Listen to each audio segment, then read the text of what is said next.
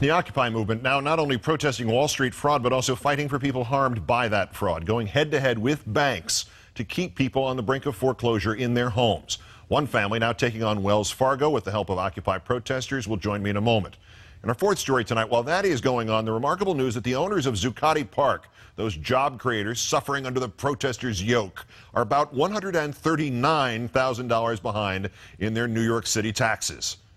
First, Occupy politics. House Minority Leader Pelosi also saying today, in addition to her comments to Beutler, that her party is benefiting from the movement, telling Talking Points memo, quote, "We have work to do. We think that important to that is enhanced by what's happening in the Occupy movement, which is the 99 and 1%. They really emblazoned that in the minds of American people. That's what we dedicated our lives to, but they gave it that clarity." On the other end of the political spectrum, the Libertarian Ron Paul also with kind words.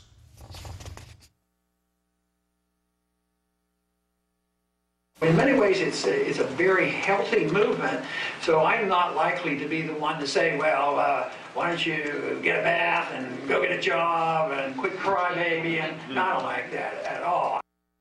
It's play. Occupy, well, all right, we knew that was going to happen too.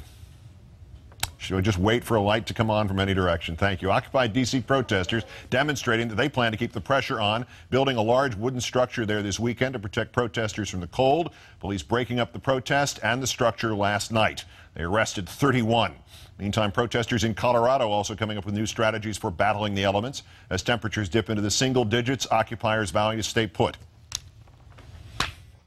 You know, we have a lot of our 24/7 occupiers getting creative, and they've actually created what's called the Colorado Hot Pocket, and it's a way to stay insulated with tarps and sleeping bags and doing whatever we can to stay warm out here. In New York City, where much has been made of the tax dollars spent on police overtime, it turns out that the owner of Zuccotti Park, Brookfield Properties, is about $139,000 in arrears in the taxes it owes this city. Thank goodness they're not freeloaders like those Occupy beatniks. From the birthplace of the movement to its next phase, tomorrow across the country plans for a day of action called Occupy Our Homes. The protests aiming to help victims of the foreclosure crisis, like Rochester residents Harold and Maria Steidel, who will join me in a moment. The Steidels, along with 100 other people, protested outside Wells Fargo, asking that bank to allow the family to stay in their home. Wells Fargo and mortgage giant Freddie Mac did give them a 30-day extension, but they're still fighting to keep their home. Here we are now with Harold and Maria Steidel, who have been fighting that foreclosure, and we thank you kindly for your time tonight. Thank you for having us. Thank you, sir. Where do you things stand right now, Mr. Steidel? Well, the 30-day stay, what they're telling us right now, they came back with numbers, but the numbers are in 6 figures now. Oh, Lord. Exactly. You have worked all your life. You've provided for your family. How did it get to this place where you were drawn into foreclosure? In 2008, when I lost my job, I tried to keep up with the payments. Eventually, I was unable to keep up with the payments. We made a phone call to the bank. They told us, okay, we'll work on a modification. Still waiting for a modification. They tell us, well, we didn't qualify. They're going to try something else. They asked for monies. We sent them the monies that they asked us for. We believed in them, and you can see that we're here getting ready. They got bailed out, and we got kicked out. Exactly. Mrs. Steidel, why did you get involved with the Occupy Rochester people about this, and what did they do? I got involved because I saw another case in TV which they was helping another family to keep their home. We contacted the news, and they gave us the number of Mr. Ryan. Take Back the Land, from Take Back the Land and Occupy Rochester. And we get in touch with him, and that's how we get involved with these people, which we really appreciate everything that they have done for us. They've been very supportive. They've been helping us to fight back with the bank, against the bank, and Wells Fargo, Freddie Mac, and also Stephen J. Vaughan firm in Buffalo, New York. And obviously, you knew about Occupy from what you saw on TV. Apart from the help that they've been and tried to provide to you, Mrs. Steidel, what do you think of them? Make a pardon? What do you think? I mean, what the thing that they represent, what they're trying to achieve, what the protesters are trying to achieve? What they're trying to do is to prevent the bank to get them to evict us from the house.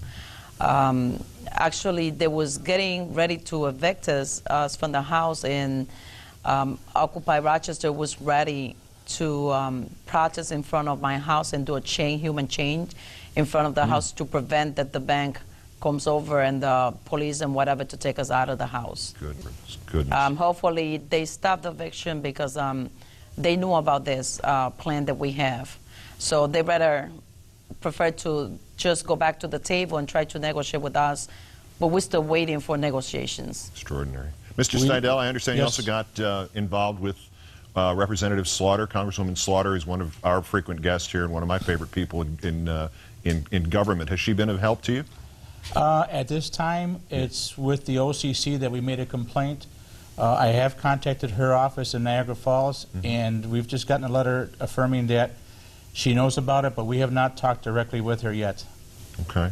Do you think that while we've talked about, I mean, you said at the beginning that the banks got bailed out and you're getting kicked out.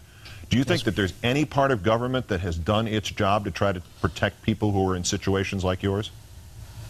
In all fairness, I don't know, Keith. I just believe that there's so many people out there in the same situation as we are. Some of us are unable to pay, and I understand that, but those, as ourselves, we have the income now, and we have the way to pay it. We're just asking that we want to negotiate. We've been willing and able to pay, and we just want to negotiate in good faith with them. I don't believe that going from 5 figures to 6 figures now, and having this attorney who represents or who has represented Freddie Mac and the bank, I find that a conflict of interest. And in regards at the last minute when the House was taken over in June of 2010, we had a person representing Freddie Mac said, you got 72 hours to turn in some paperwork. We turned in the paperwork to Titanium, and we never got a response. Our attorney talked with them, said the same thing. Okay, well, wait, it's in the process. As of last week, I talked with somebody in Freddie Mac. Well, sorry, they no longer represent us, and all the paperwork is now in our office. Well, and then they tell me that I got denied, and I said, well, how did I get denied? We can't tell you, and then there's no paperwork that I have documentation to showing that I got denied. It's like one hand doesn't know what the other hand is doing. But foreclosure continues. Right. The only thing they're good at is trying to kick you out because somebody's making an extra $30 because they managed to kick you out. I agree with you 100%, yes.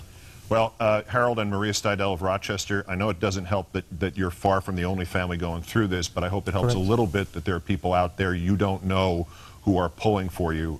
So we wish you the best, and we thank you for some of your time tonight, and good luck. Thank you, sir. And we hope that everybody in America also that is going through this, that they stand up like we're standing up now. Absolutely. Thank you for your time, We're going to fight to sir. the end. All the best. Thank you, sir. Have a nice evening. All right. Can't remember the last time this happened. The president not only goes after the Republicans on taxes, but uses the very same arguments made on the left-wing websites. Coincidence, no doubt. Ahead.